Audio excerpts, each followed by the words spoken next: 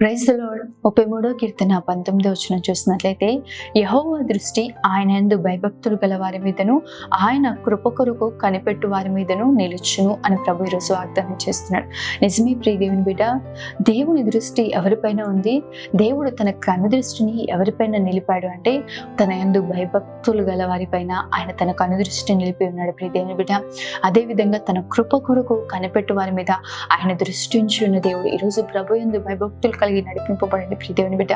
దానియేలు దేవుని యందు భక్తి కలిగిన వాడు, దేవుని యందు భయభక్తులు కలిగి జీవిస్తుండగా దానియేలు చూచిన దేవుడు ఆ సింహాల బోనులో ఒంటరిగా దానియేలు ఉన్నాడేమో కానీ ఆ సింహాలు అతనికి ఏ హాని చేయకుండా ప్రభు దృష్టి అక్కడ నిలబడి ఉంది. ఈరోజు దేవుని కను దృష్టి నీ పైన ఉండాలి, దేవుడి దృష్టి నీ వైపు మళ్ళాలి అంటే ప్రభు యందు భయభక్తులు కలిగి ఉండండి. ప్రభువా నీ కృప నాకు కావాలని దేవుని కృప కొరకు కనిపెట్టుకొని ఉండండి.